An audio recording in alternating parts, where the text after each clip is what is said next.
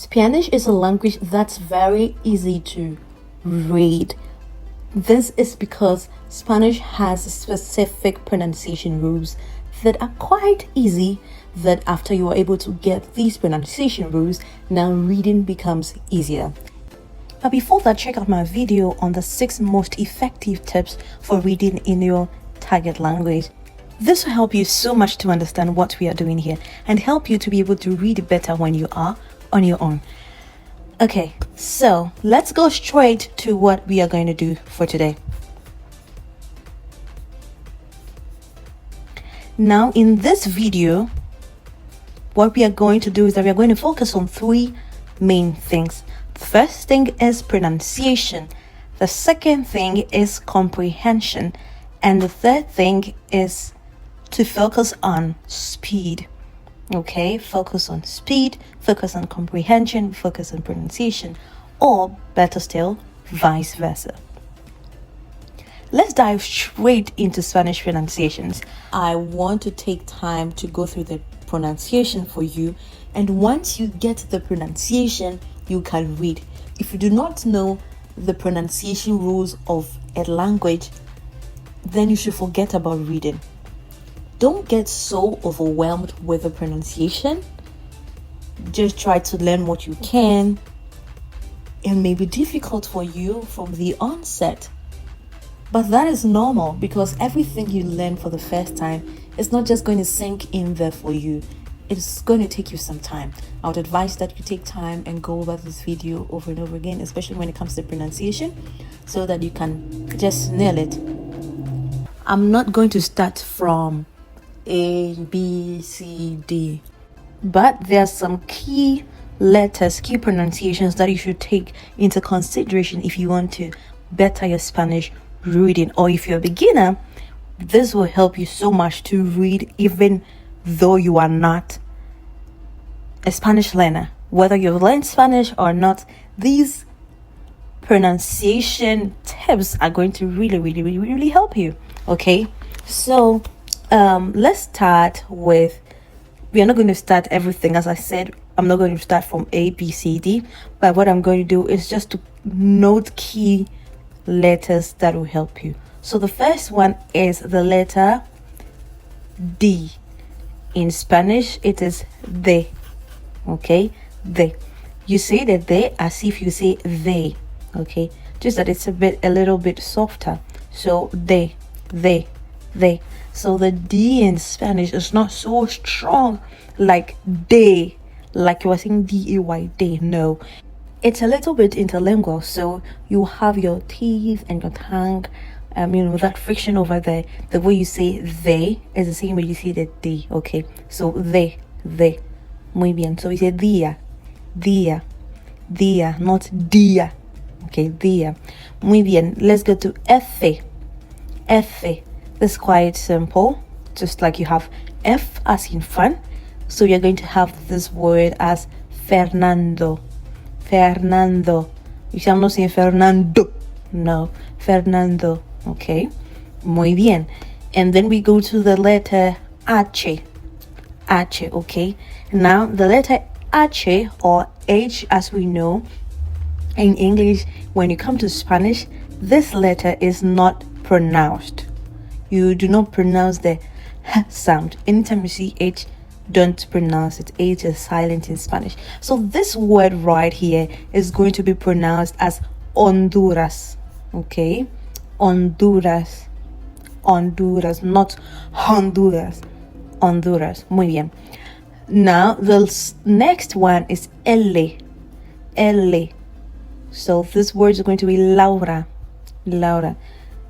Like the L in lie, but not without curving the tongue like you do in the word call. If you're saying call, your tongue curves in a way. Call me.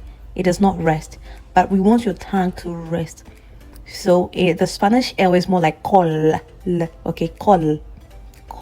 Your tongue will rest instead of just curving the tongue and leaving it in the middle of your mouth. Great.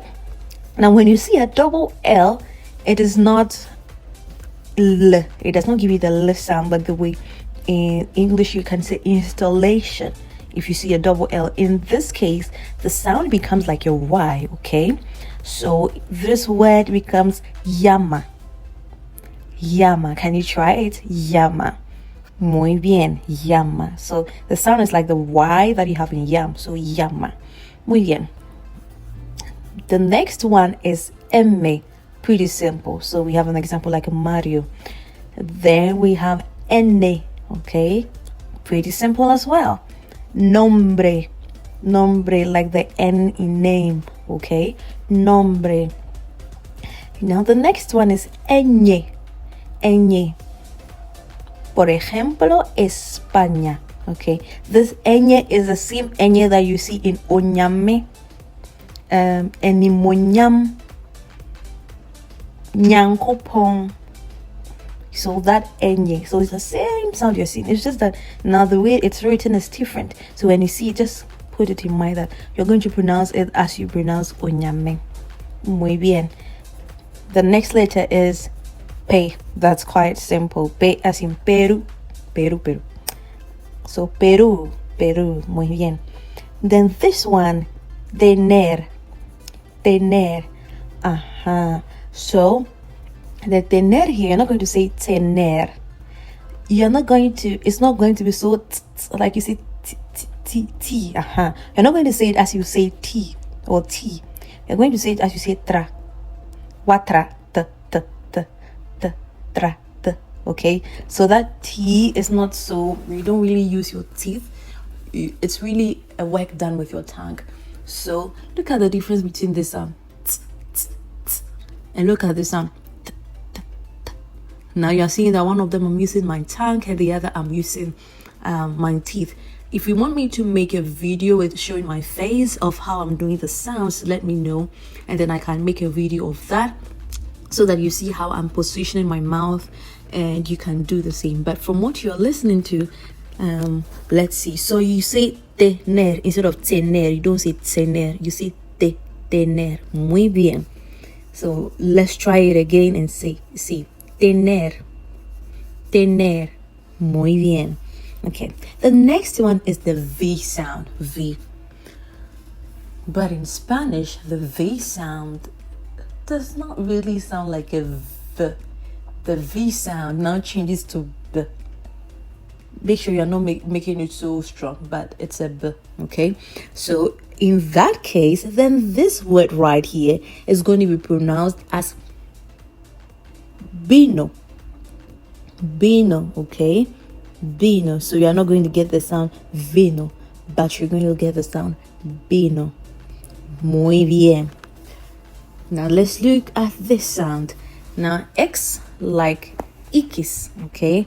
So we have an example like Alexa, like the way you say exams, normal. We do have some exceptions like Mexico. They do not say Mexico. Okay. For that they say it in a different way. They say it as if the X is her sound. They will use the her sound for the X. So in that case they will say Mexico. But apart from that, on the general, when you see an X, you're going to use the KS or the exams that sound for it. Bien. I'm happy with how you're learning even up till this point. All right. So now let's look at the other sounds. Rules for the letter C. Now the letter C is pronounced as K before vowels. So if you see these vowels A, O, U coming after a C, the sound is going to be K. And I think this is quite easy because it's the same rule for English, okay? So if you see C-A-R in English, you say car. If you see C-U-P in English, you say cup. If you see C-O-M-B in English, you say comb. So it's the same thing, all right? So it's the same thing. So in that case, then these words are going to be pronounced as carro, comer, cubre. Very simple.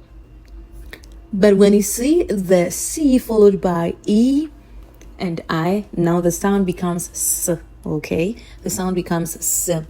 Or if you're learning the Castilian Spanish, that's the Spanish dialect of Spain, of the people of Spain, then the sound is going to be th, th. The same th that you used to say think, Okay, think.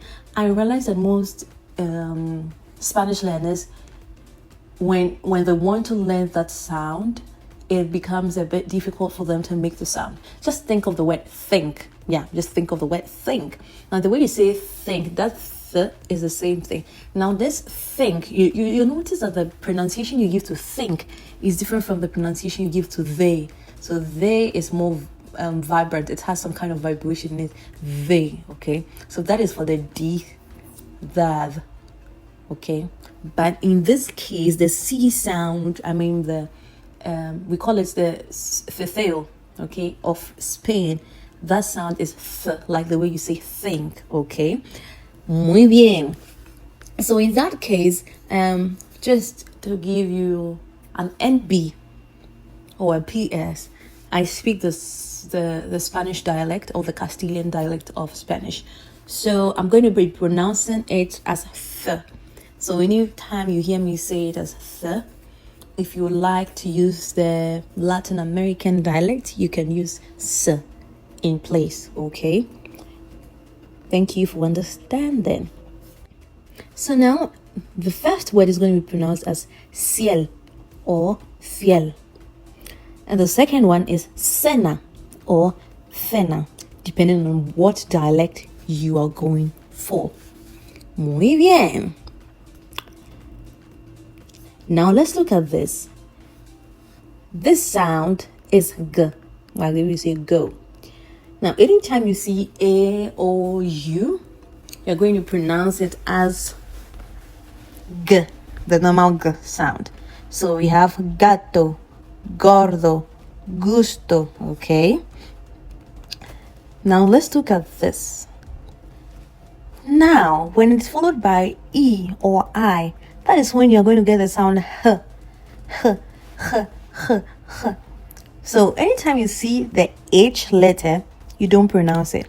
But when you see a G followed by E or I, you're going to get the sound h, h. It's H, but it's more or less in your throat, like you want to say hi, hi.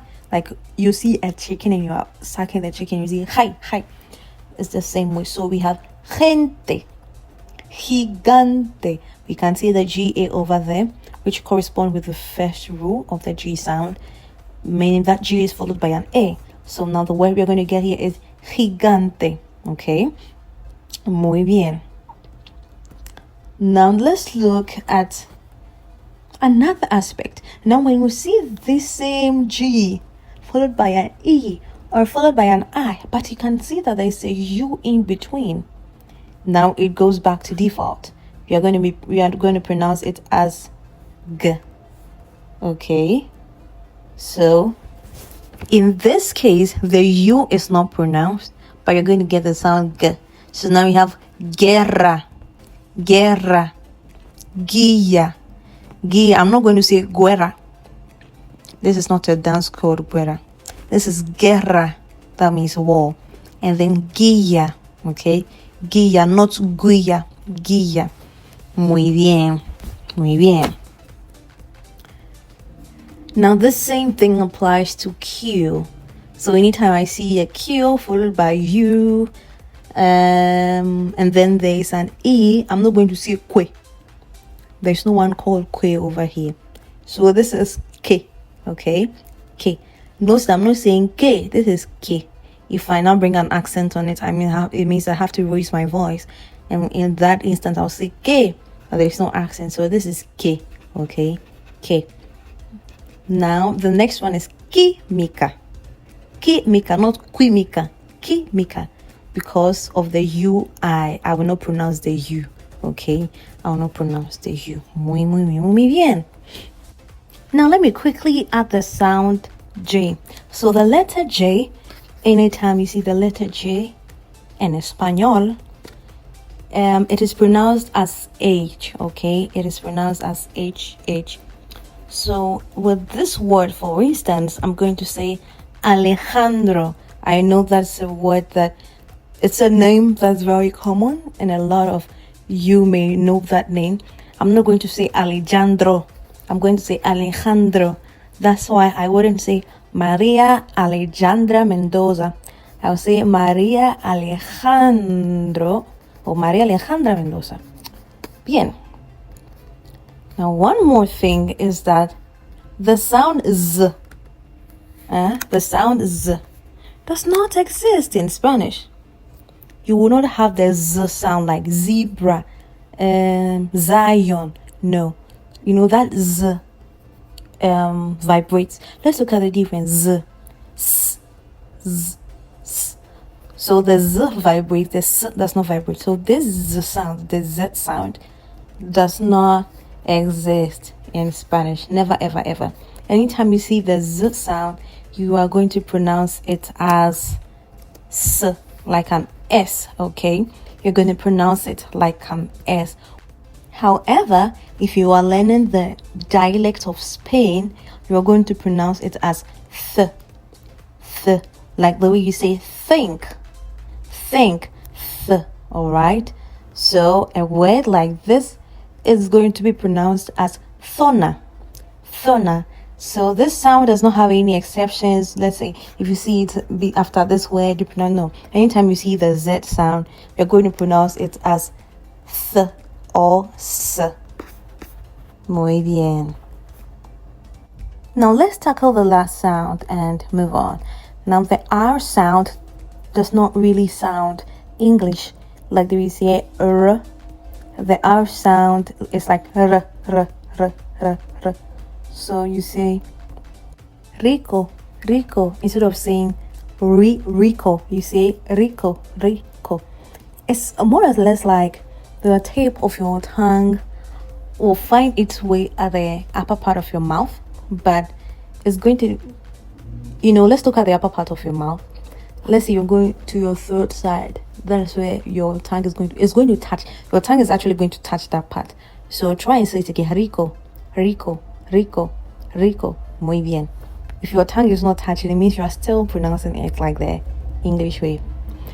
Alright, so that being said, let's dive straight into the first one, taking into consideration all the sounds we've talked about. This time I'm going to focus more on the pronunciation again, and then we will come back and talk about the meaning of some of the words that you may not understand. That will help you to read better when we come back to read again, because I'm going to read with understanding and then we try to read with speed. Muy bien. So I'm going to read through for the second time, and this time please take note of the sounds. After that, we will come back and I will teach you little by little, one by one. Okay? El gato curioso. El gato curioso. Buenos días, Tomás. El gato curioso. Tomás es un gato muy tranquilo. Cada día, él camina por el jardín. En el jardín hay muchas flores. Las flores son rojas, amarillas y azules.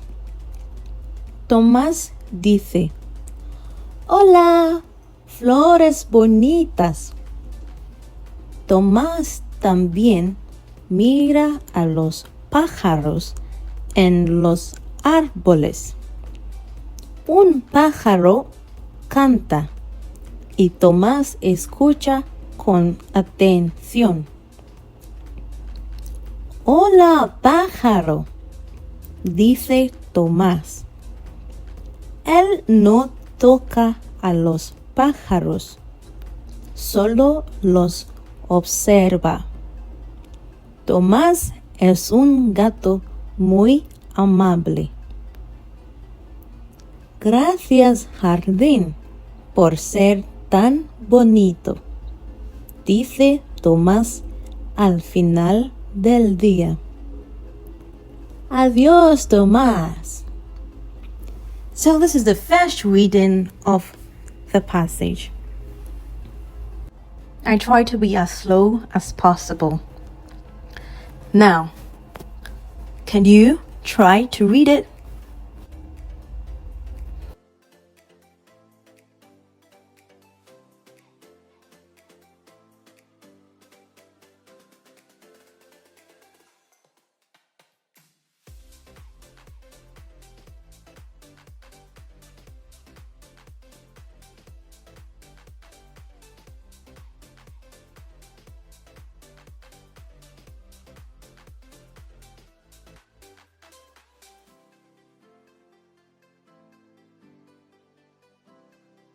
Muy bien. So now let's take note of the sounds that I mentioned before. Okay? So I said el gato curioso. I did not say gato. Gato. To. Your tongue is doing more of the work. El gato curioso. Muy bien. Buenos días. Not buenos días or buenos días. Okay? Días. Because there's an accent on the I. Tomás. Because there's an accent on the A. So this time you don't say it like the way you say Thomas in English. This time you're going to say Tomás. El gato curioso. Tomás es un gato muy tranquilo. So we can see here that there's a Q, there's U, there's I. So because of that, the U in the middle is not going to be pronounced. We will not say tranquilo, but we are going to say tranquilo. Okay? Seguimos.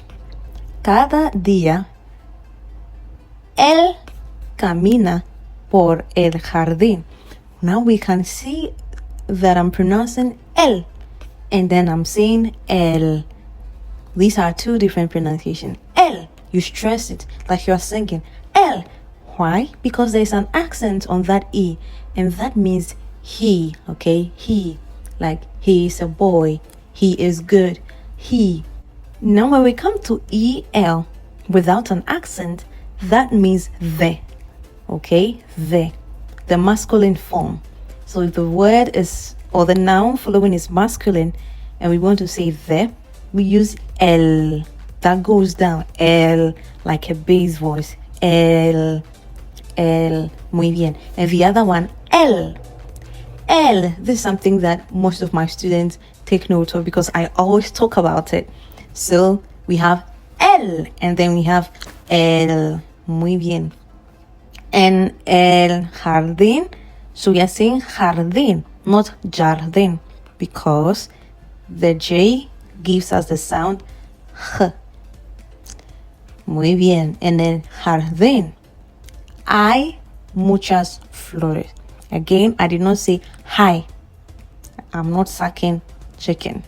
So I'm saying I, as if the H does not exist. Hay muchas flores.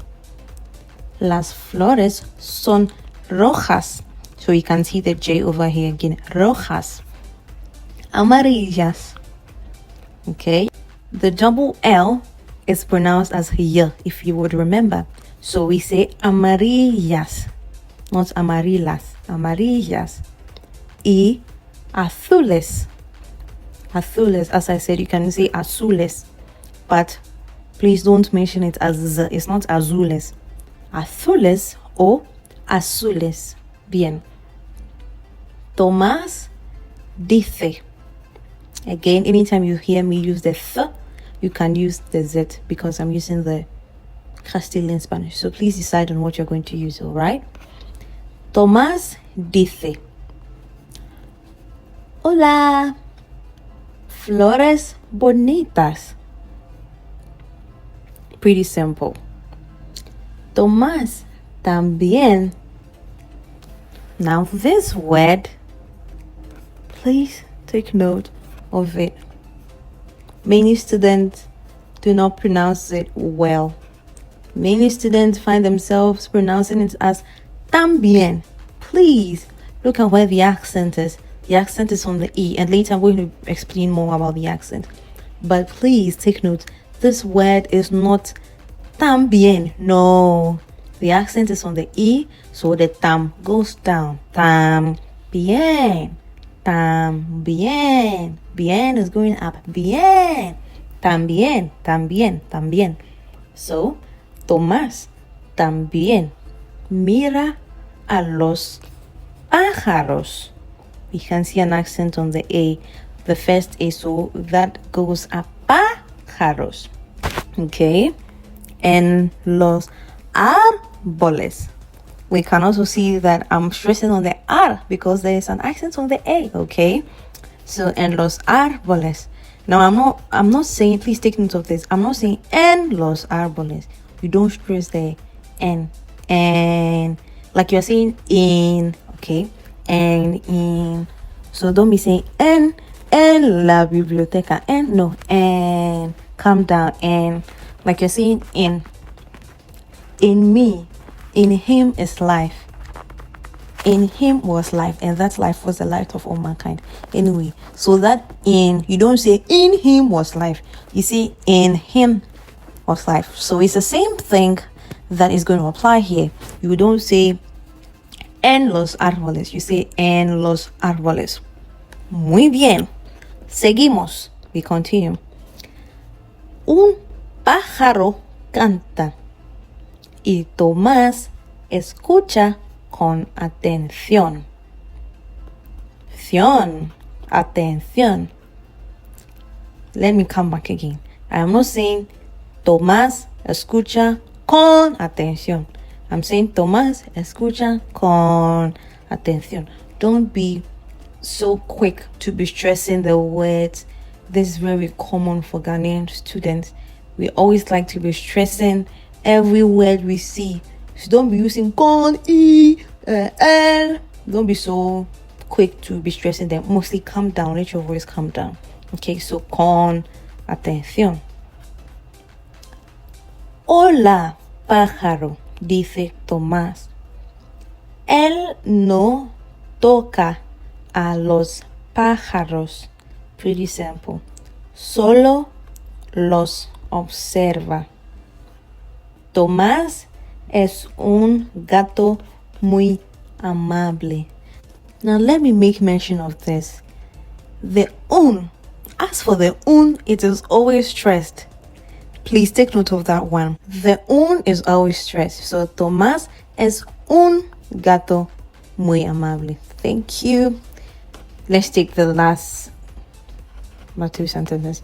Gracias, jardín, por ser tan bonito, dice Tomás al final del día. Adiós, Tomás. Bien.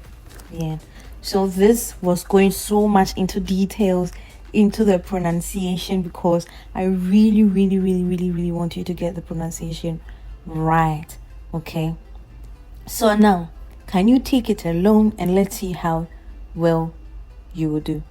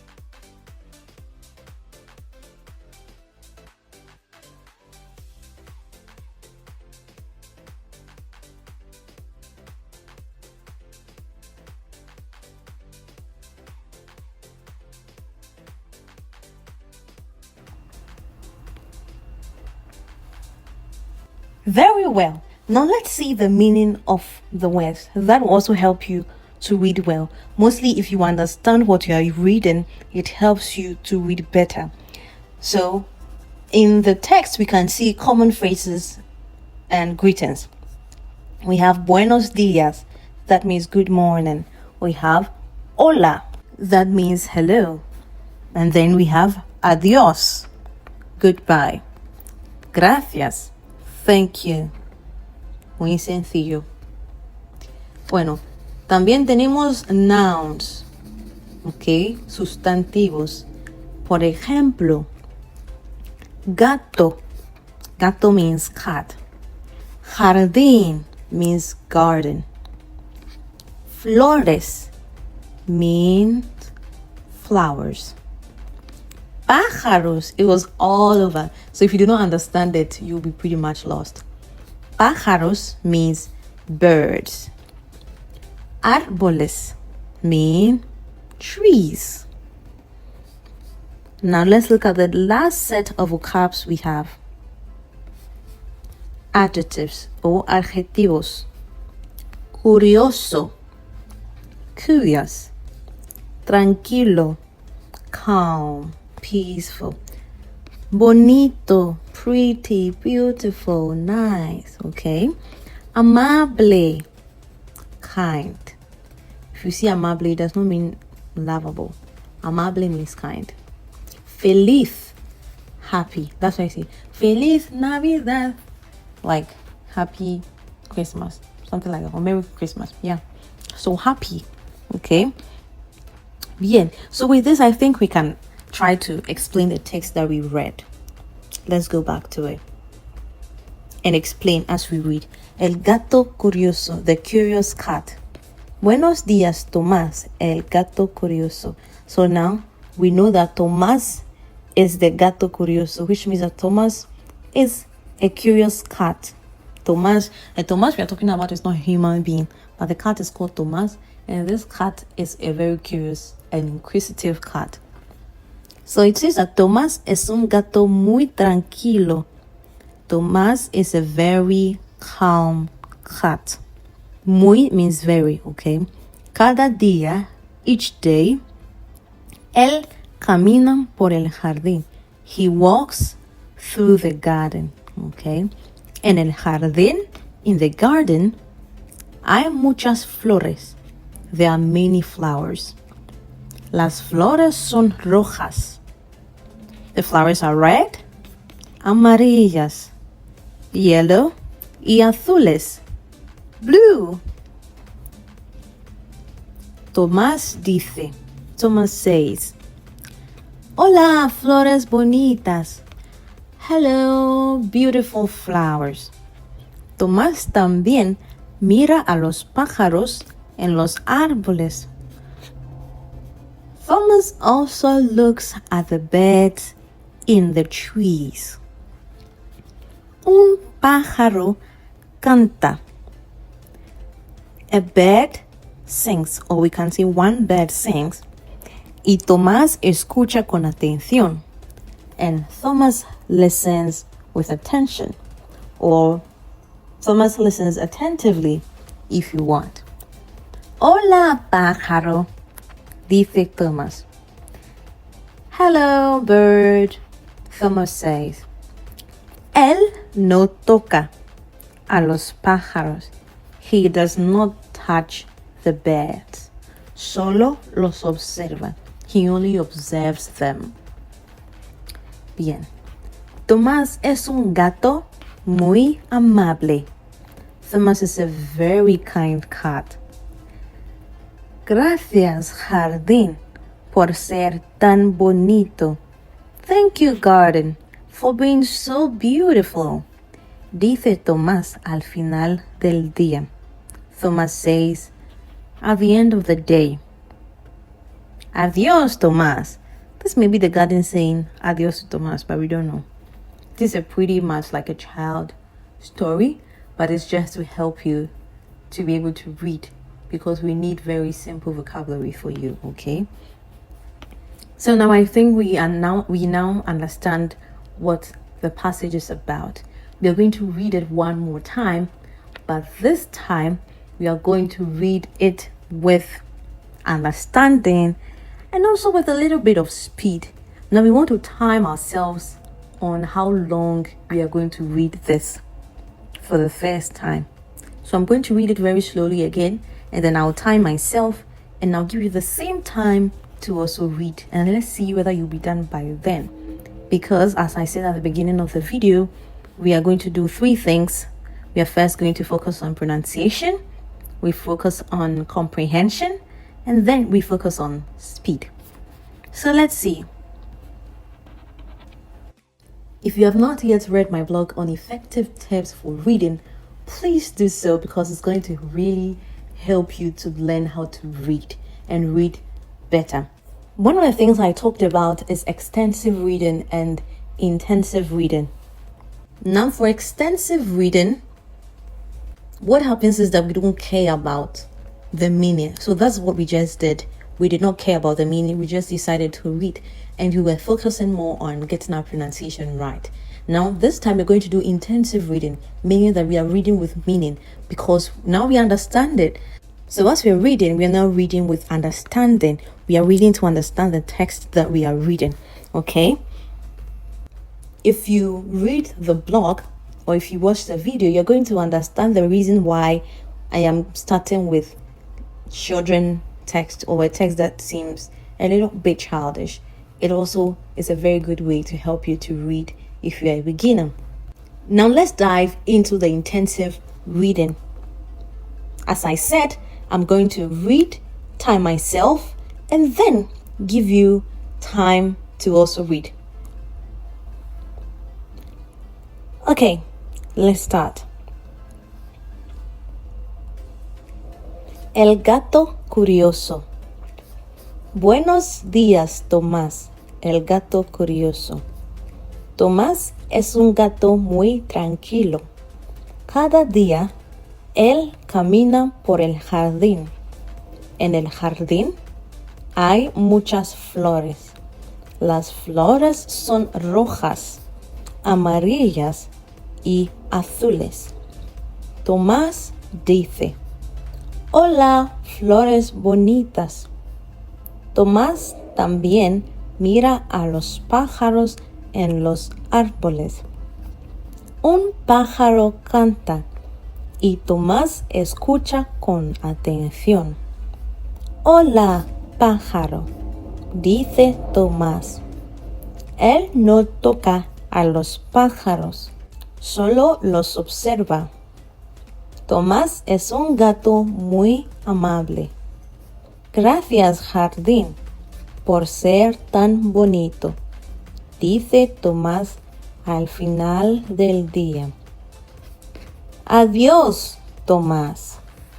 So this took me about 1 minute and 20 seconds to read. I want to give you 1 minute and 30 seconds to read.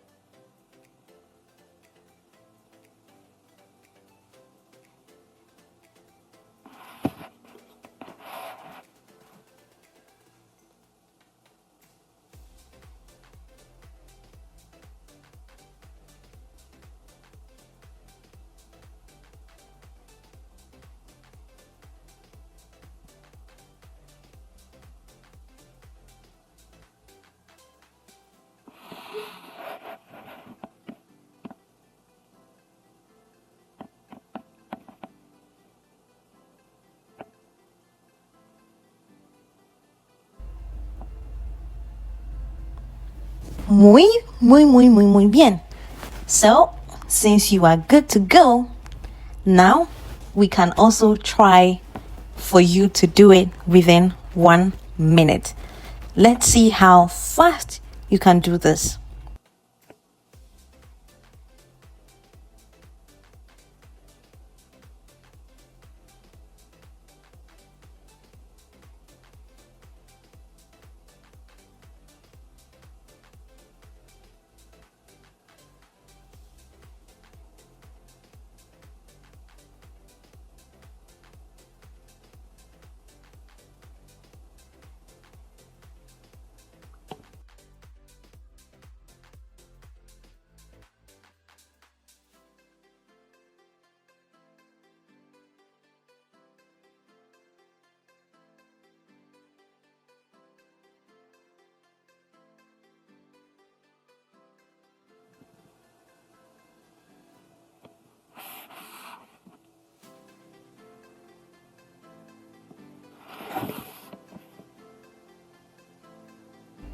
Now, the best thing for you to do is that you can take a screenshot of it, time yourself, and try to beat yourself with the time.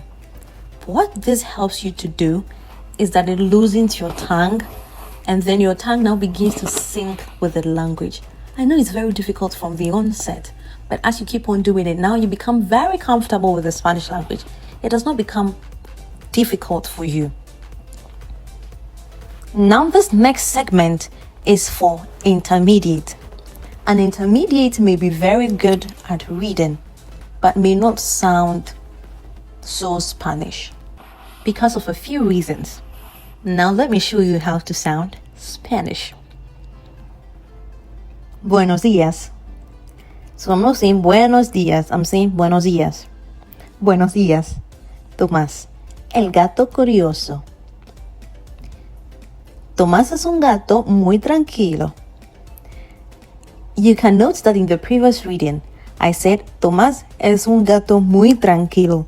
But this time, I'm trying to enrich my accent. So let's try that again. Tomás es un gato muy tranquilo, muy tranquilo. Instead of muy tranquilo, muy tranquilo. Bien. Cada día, instead of cada día. Cada día, él camina por el jardín. En el jardín hay muchas flores.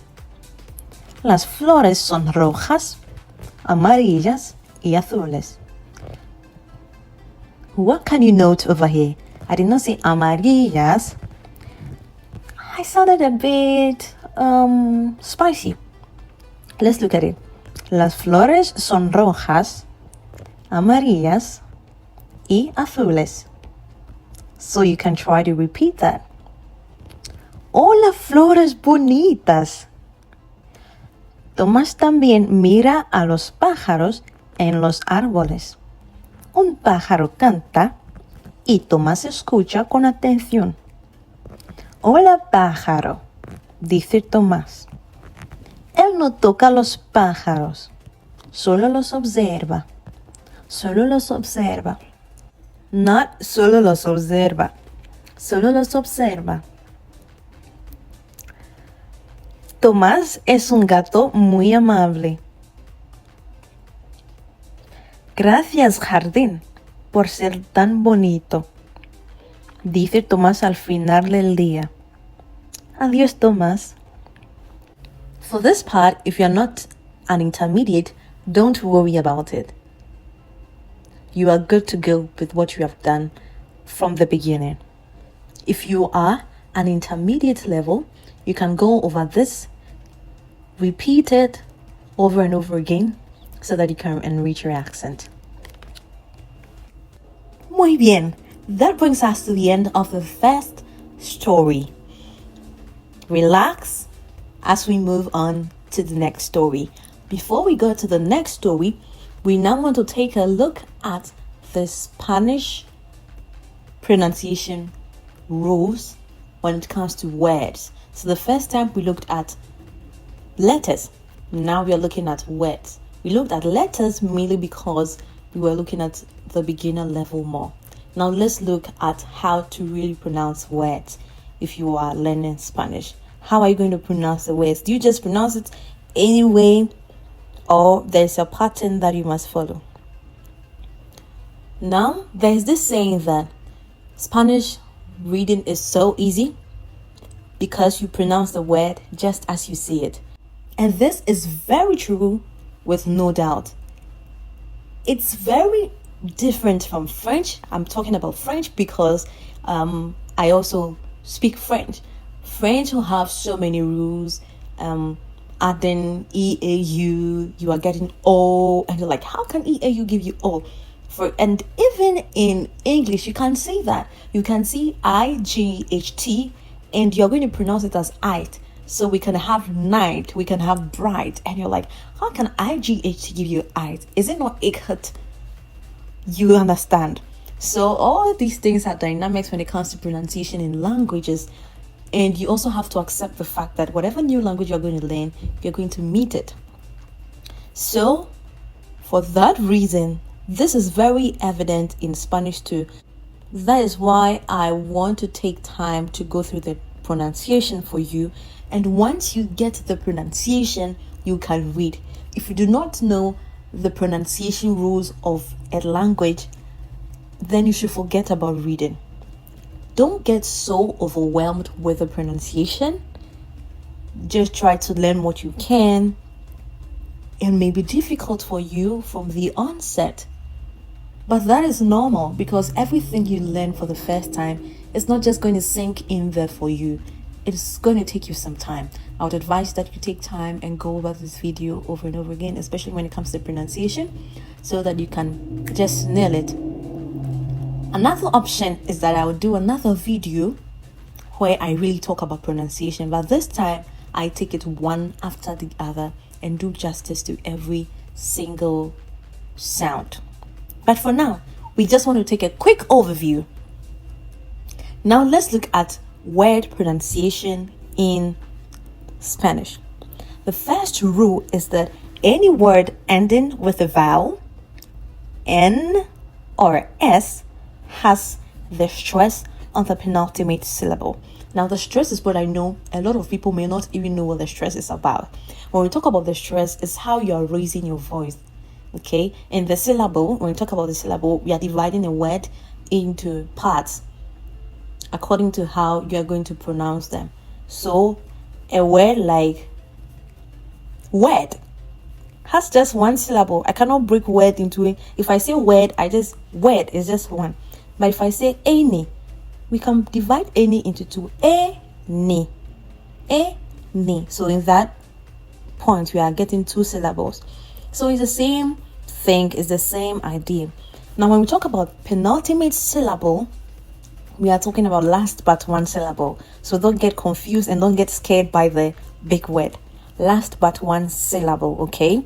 So what happens is that in Spanish, when you have a word, you divide it into syllables, and the last but one is the one that gets the stress. When we talk about the stress, once again, is where you're going to raise your voice. So let's look at this example. Habla. I've deepened the a because that's where the stress is. It is the last but one syllable. We have two syllables here. Habla. So the last but one is automatically going to be the first, which is the a, and the bla is the last syllable. Now you can notice that I'm stressing the a, bla. I am not saying habla. Neither am I saying habla. Bla. The bla is coming down. Like the way Kumasi people say blah. Bla. No hard feelings. I'm also from there. Blan. Because this second word is ending with an N. The first word was ending with an A, and that is a vowel. Let's look at the next one. Llamo. Don't forget, we talked about the fact that when you see a double L, the sound you get is y. And now we are seeing that this word ends with a vowel, that is O. So we are going to get llamo. And then the next one is estudiante. That is the last but one syllable. So I cannot say estudiante. I cannot say estudiante. I cannot say estudiante. I cannot say estudiante. But I'm going to put the stress or the pitch on the last but one, which is the an. Okay, so estudiante. Bien. Let's look at the next one. Construcciones.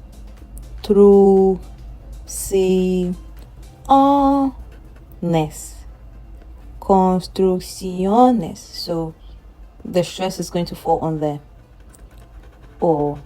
Construcciones. Bien. Now the next rule is that any word that ends with a consonant apart from N or S, you put the stress on the last but one syllable. So when we look at the first one, it says that if the word is ending with a vowel and an N or an S, then the stress is going to fall on the last but one syllable. So here, it means that if it's a consonant, we are going to put the stress on the last syllable. But we did not forget that N and S are also syllables. It means that we have to take it out because they belong to the first rule. So I repeat the rule again. Any word ending with a consonant apart from N or S has the stress on the last syllable. So any verb, for example, all the verbs in Spanish, they're going to have their stressful on the last syllable. I mean, if the verbs are not conjugated and they are in the infinitive form. So, por ejemplo, hablar, hablar, hablar, llamar, llamar, conocer. So I'm not saying conocer. I'm not saying conocer. Conocer. Actitud. Universidad. Central. This is quite easy. Let's go to the last rule. The last pronunciation rule says that if there is an accent, then the first two rules are broken. Because what happens is that the stress will automatically fall on the syllables that carries the accent. So whatever syllables you see that has an accent, forget about what letter is ending. Just put the stress on wherever you see the accent. Por ejemplo, Africa. There's an accent on the A. So we say Africa, we don't say Africa. Because under normal circumstance, we would have said Africa because the Africa is ending with a vowel. So we would have said that, oh, the word ends with a vowel, so we want to put the stress on the last but one syllable. But it's not going to work here. Why? Because now something has come to break the rule. And what is that? The accent. Okay, so we are now having Africa. And then let's look at the second one. We are seeing the word ending with an L. So under normal circumstance, following the second rule, we would have said that, oh, it's ending with a consonant. So because of that, let me put the stress on the last syllable. Here, because there's an accent, that rule is broken. Now we are going to put the stress wherever we are seeing the accent. And we are going to get the sound árbol. Árbol. Now, this one is ending with ES. I mean, it's ending with an S. But we are still going to put the stress on the first syllable because that's the one that carries the accent. So it's not going to follow the first rule that says that when you see it ending with an S, you put the stress on the last but one. So here we are going to get árboles. Okay? Árboles. Árboles. Muy bien. El siguiente, we have algodón. Algodón. It's ending with an N. It would have been part of the first syllable. I mean, of the first rule. But now we can see that that rule has been broken. So we are now getting algodón. Now these are the only 3 pronunciation rules in Spanish.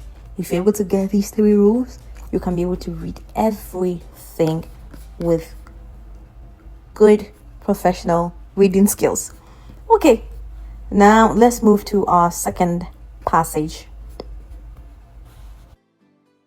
I'm going to read through this once and then we are going to take it little by little, okay? El viaje al parque. El viaje al parque. Es sábado por la mañana. Luis y Ana dicen, buenos días, mamá. Ellos van al parque con su mamá. Por favor, mamá, ¿podemos llevar la pelota? Pregunta Luis. La mamá dice, claro, con gusto. En el parque, Luis y Ana dicen, hola amigos. Ellos juegan al fútbol y montan en bicicleta. Después de jugar, Luis dice, por favor, mamá, ¿podemos comer un helado? Mamá responde, sí, por supuesto. Luis prefiere el helado de chocolate. Y Ana, el helado de fresa. Gracias, mamá, dicen ellos. Al final del día, ellos regresan a casa y dicen, adiós, parque, hasta el próximo sábado. I was quite faster with this first reading than I did in my previous reading. That is because we are advancing poco a poco, okay? As usual, let's delve into the pronunciation first. El viaje al parque. El viaje al parque. So, as I said in my previous video, I'm not saying el viaje. I'm saying el viaje. Now, this viaje is ending with a vowel. That means the stress is falling on the last but one syllable. El viaje al parque. El viaje al parque. Es sábado por la mañana. So we can see sábado here, even though it's ending with an O, we are putting the stress on where we are seeing the accent. Es sábado por la mañana. Please take note that when you see S is stressed. S is stressed. You don't say es sábado. Es sábado por la mañana. Kindly take note. Es sábado por la mañana. Luis y Ana dicen. It's ending with an N. Dicen. Buenos días, mamá. An accent on the last A. Mamá. Ellos van al parque con su mamá. Most of the times,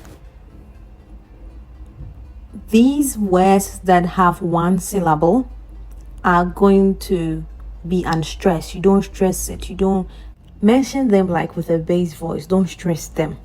Unless I tell you that it's stressed, don't stress them. So I told you that ES, S para mí, it's for me.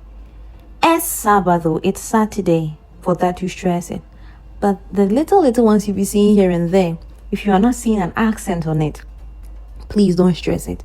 So I am not saying con su mamá. I am saying con su mamá. Bien.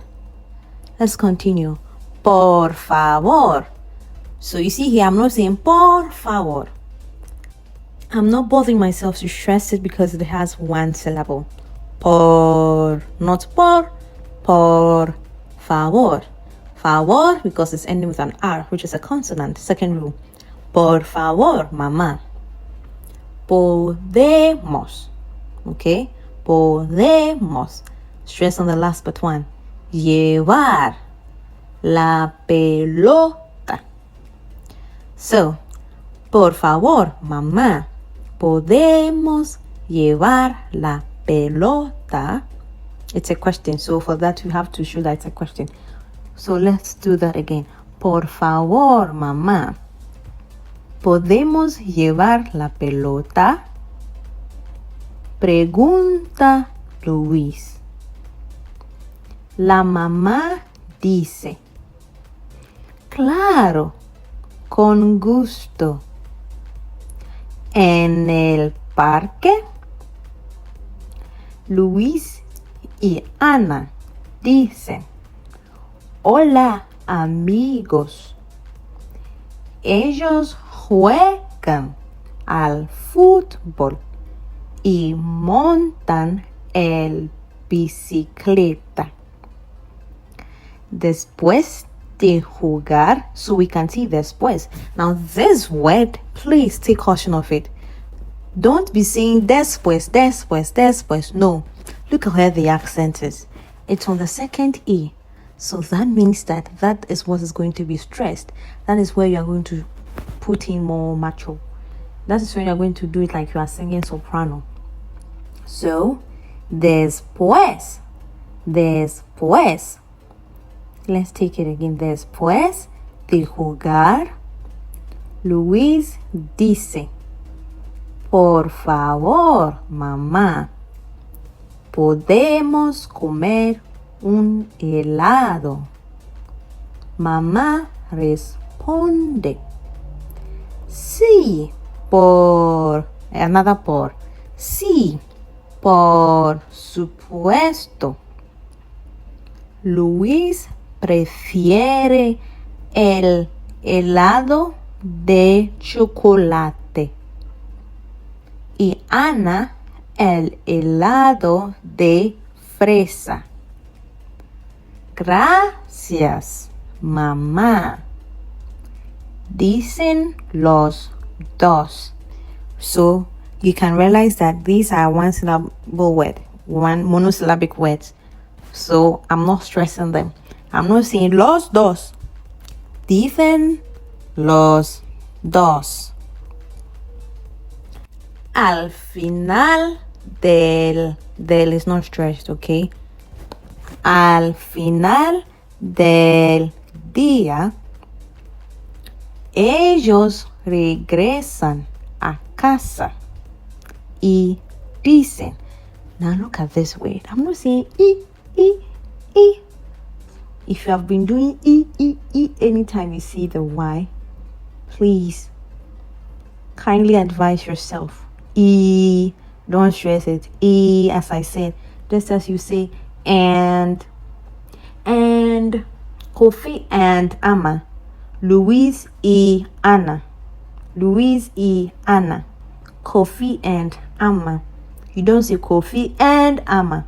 So saying Luis y Ana, it's not really Spanish. It does not even sound correct in English, much less in Spanish. So please take note of that. Ellos regresan a casa y dicen adiós. You see where the accent is? Adiós, parque. Hasta el próximo sábado. Now, this word hasta, you don't stress anywhere. It's an exception. No stress anywhere. Don't say hasta. Hasta el próximo sábado. Bien. So now let's go to comprehension. We have some common phrases and greetings. Buenos días, we've talked about it. Good morning. Por favor, please. Gracias, meaning thank you. Claro, meaning of course. Con gusto, with pleasure. It's my pleasure, with pleasure. Adiós, goodbye. Hasta el próximo sábado. See you next Saturday.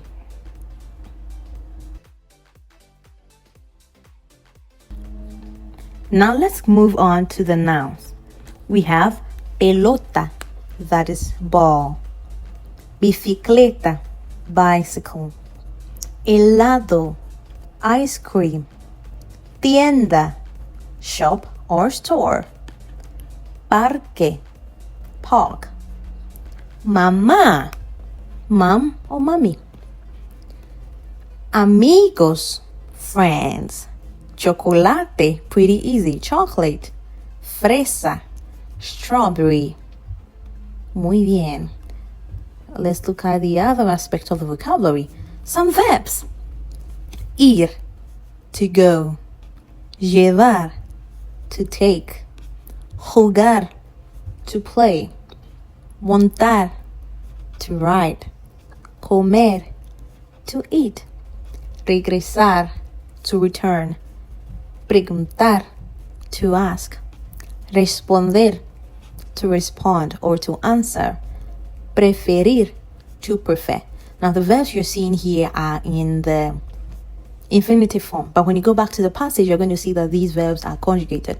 But this is just to give you an overview of the meaning of the verbs under normal circumstance. Now the last part is adjectives. We have próximo, meaning next, and then we have contento, that means happy. Let's go back to the passage and try to read with understanding. Don't forget to be reading after me. El viaje al parque. The journey to the park. Es sábado por la mañana. It's Saturday in the morning. Luis y Ana dicen. Luis and Anna say, Buenos días, mamá. Good morning, mom. Ellos van al parque con su mamá. They go to the park with their mom. Por favor, mamá. Please, mom. ¿Podemos llevar la pelota? Can we carry the ball? Or can we take the ball with us? Can we take the ball along? Pregunta Luis. Luis asks Luis in a typical book. La mamá dice. The mom says, Claro, con gusto. Of course, with pleasure. En el parque, Luis y Ana dicen. In the park, Luis and Ana say, Hola amigos. Hello friends. Ellos juegan al fútbol y montan en bicicleta. They play football and ride the bicycle.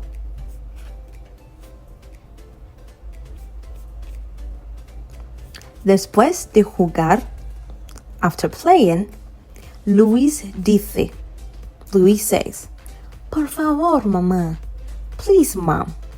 ¿Podemos comer un helado? Can we eat an ice cream? Mamá responde. Can you guess this? You're right. Mommy responds. Sí, por supuesto. Yes, of course. Luis prefiere el helado de chocolate y Ana el helado de fresa. Luis prefers the chocolate ice cream and Ana prefers the strawberry ice cream. Gracias, mamá, dicen los dos. Thank you, mommy, say the two, or both of them. Or they both say. Al final del día, at the end of the day, regresan a casa y dicen.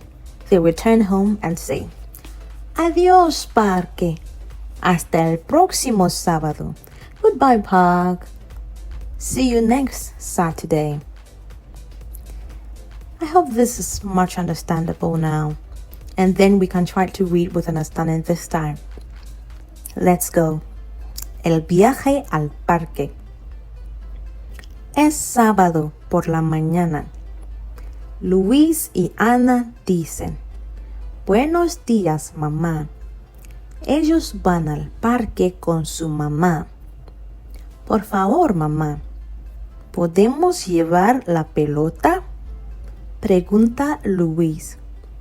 La mamá dice, Claro, con gusto. En el parque, Luis y Ana dicen, Hola amigos. Ellos juegan al fútbol y montan en bicicleta. Después de jugar, Luis dice, Por favor, mamá, ¿podemos comer un helado? Mamá responde, Sí, por supuesto. Luis prefiere el helado de chocolate y Ana el helado de fresa. Gracias, mamá, dicen los dos. Al final del día, ellos regresan a casa y dicen, Adiós, parque.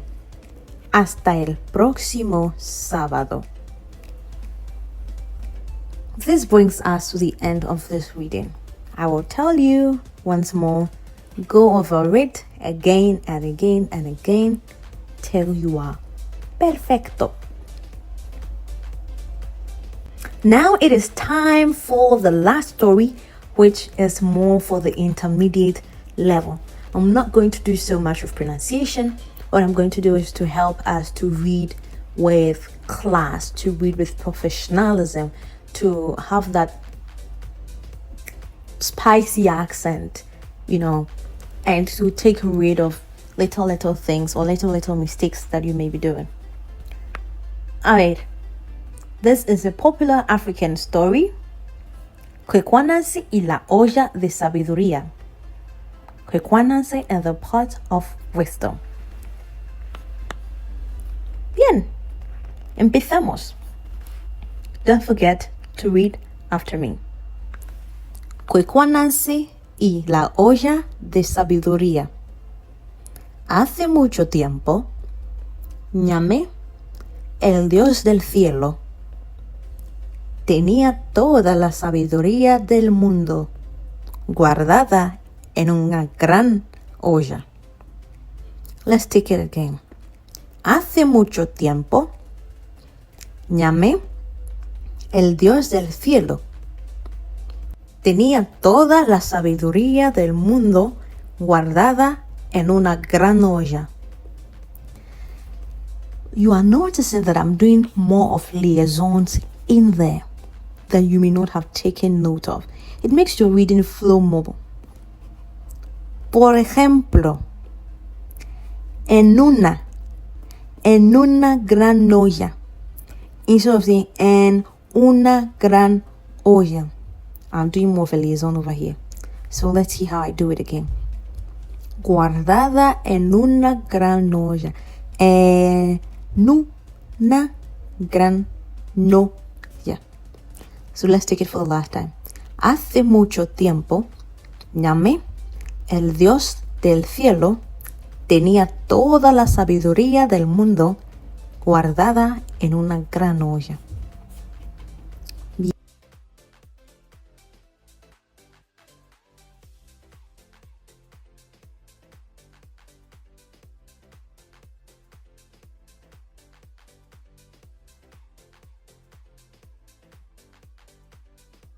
Bien. Un día, Ñame decidió dar la olla a Ananse. La araña astuta, porque pensaba que Ananse podía usarla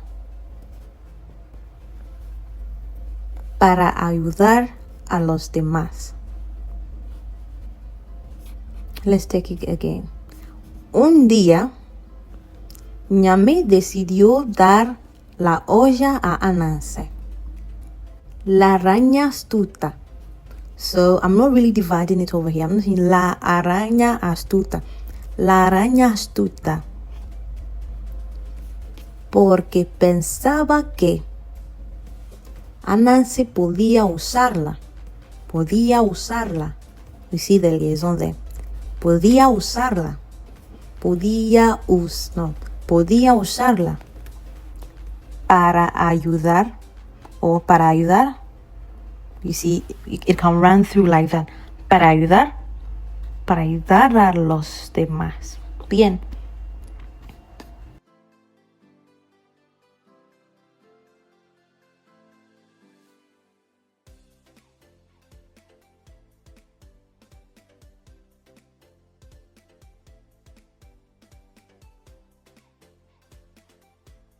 Continuamos. Anansi estaba feliz con la olla de sabiduría. Pensó, con toda esta sabiduría,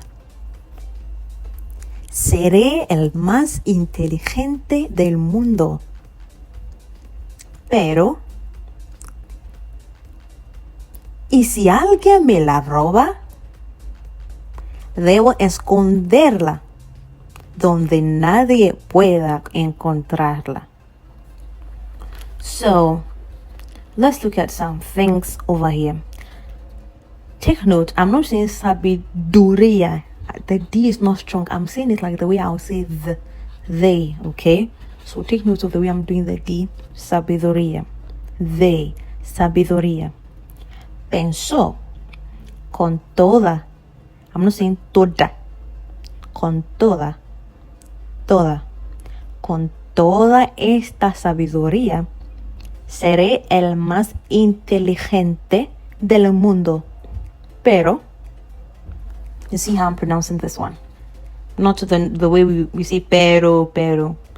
a bit more spicy. Pero, okay, pero, can you try it one more time? Pero, y si alguien me la roba, debo esconderla donde nadie puede encontrarla. Seguimos. El hijo de Anansi en Ticuma estaba observando a su padre. Padre, dijo en Ticuma, ¿por qué no pones la olla en tu espalda? Será más fácil subir el árbol. So here I'm saying el hijo. Instead of saying el hijo, I do the liaison. So el hijo de Anansi, el hijo de Anansi en Ticuma estaba, you get it? El hijo de Anansi estaba, so el hijo de Anansi en Ticuma estaba observando a su padre. No estaba observando a su padre. Estaba observando a su padre. Okay, that gives you a very rich taste. Estaba observando a su padre. Padre, dijo en Ticuma, ¿por qué no pones la olla en tu espalda? Padre, dijo en Ticuma, ¿por qué no pones la olla en tu espalda? ¿Por qué no pones la olla en tu espalda? Será más fácil subir el árbol. Será más fácil subir el árbol. Seguimos. Así que Anansi decidió esconder la olla en la cima de un árbol muy alto. Así que Anansi decidió esconder la olla. Are you getting it? La olla. En la cima de una. So it's more like de una, but it's not de una. Just that we are linking them. De un árbol muy alto. Se amarró. Double L is vibrant. Se amarró la olla en su vientre y comenzó a trepar. Pero cada vez que subía un poco, la olla se movía y lo hacía perder el equilibrio.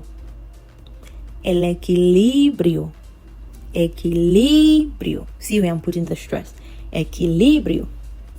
Bien.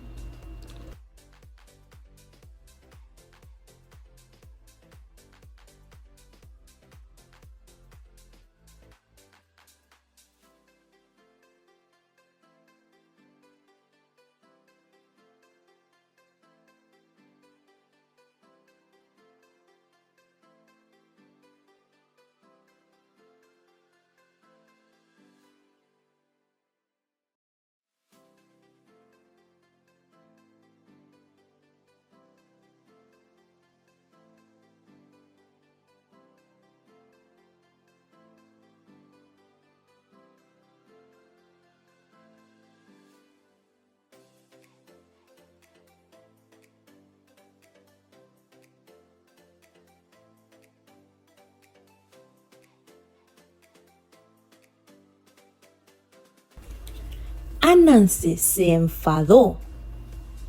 Soy el que tiene toda la sabiduría.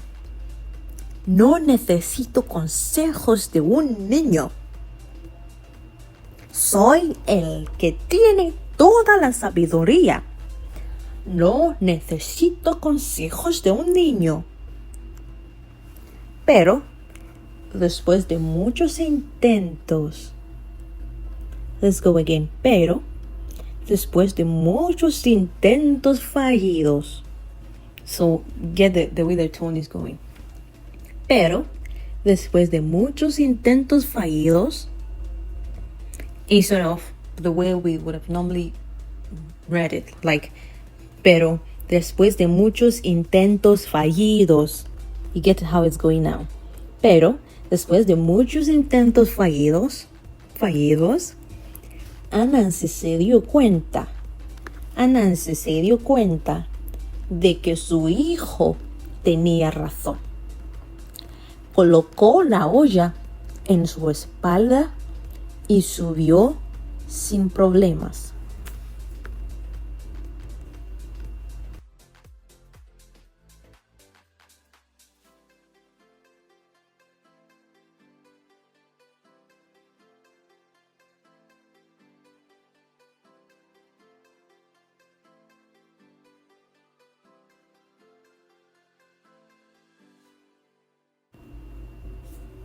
Seguimos. Cuando llegó a la cima, se dio cuenta de algo. Let's take it again. Cuando llegó a la cima, se dio cuenta de algo. Si su hijo había dado tan buen consejo, tal vez Anansi no tenía toda la sabiduría del mundo. En su frustración, Anansi dejó caer la olla desde lo alto del árbol y se rompió en 1000 pedazos.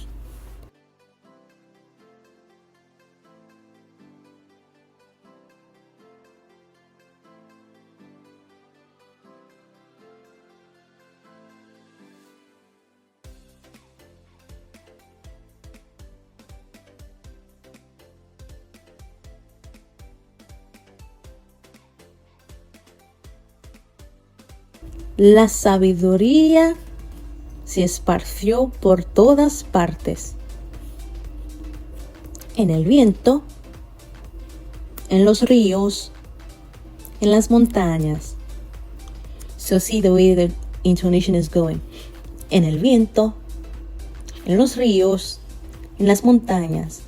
Instead of the normal, en el viento, en los ríos, en las montañas. We make it sound nicer. En el viento, en los ríos, en las montañas. Y desde ese día, todos en el mundo tienen un poco de sabiduría. Todos en el mundo tienen un poco de sabiduría.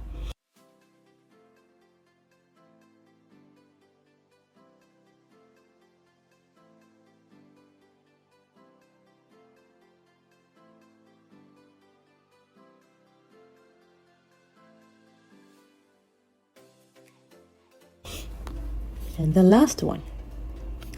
Anansi aprendió que la sabiduría no es algo que se puede guardar para uno solo, sino que debe compartirse con los demás.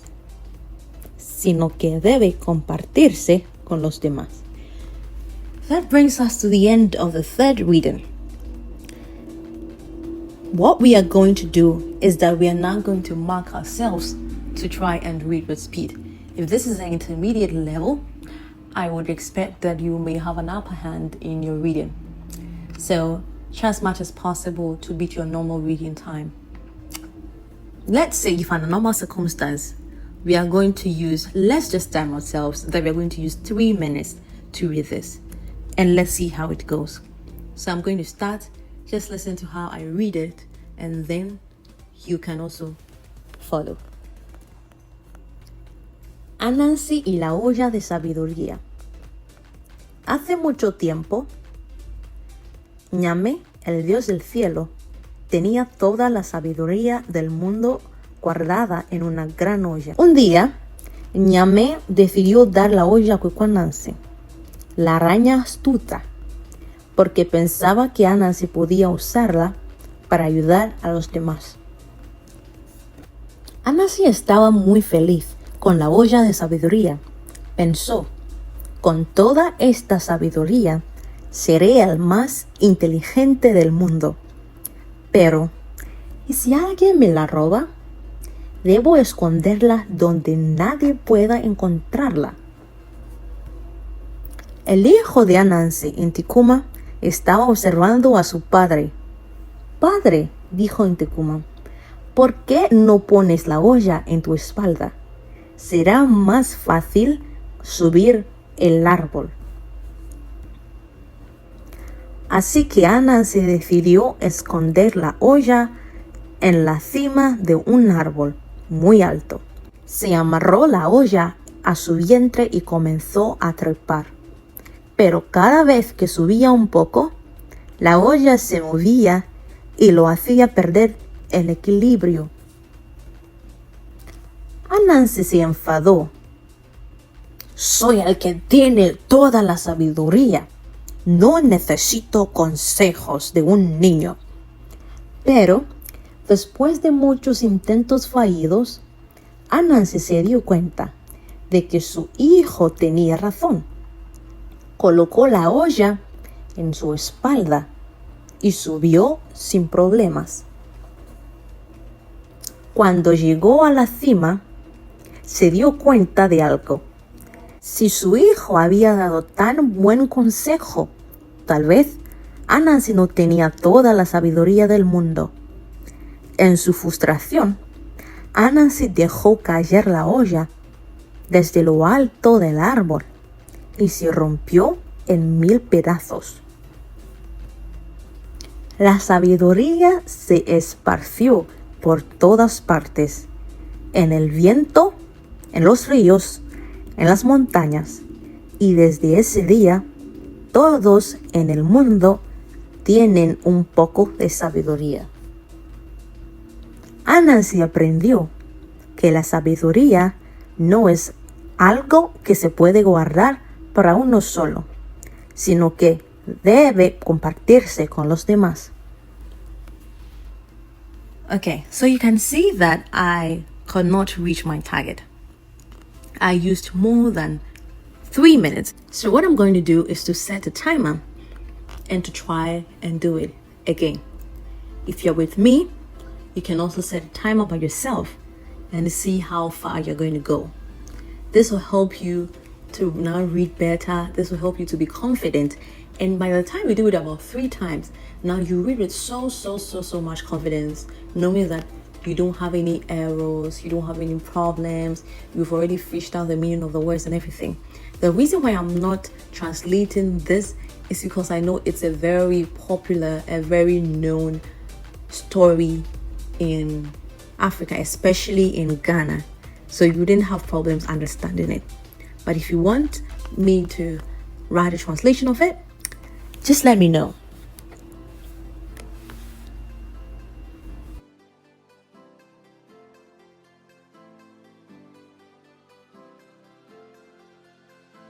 Thank you so much for joining, and I hope you enjoyed it. Let me know if it's too basic for you, especially for the intermediate level.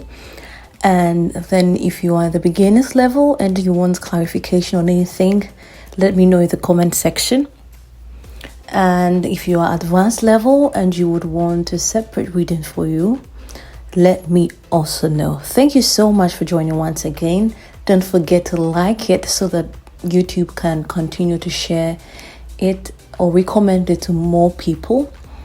And you can drop your comments, which is very important. Any idea you have that will boost engagement. And then lastly, share with your friends, share with anyone whom you know is learning Spanish or wants to learn Spanish. My name is Miss Hetty and this is B-Proficient. Bye.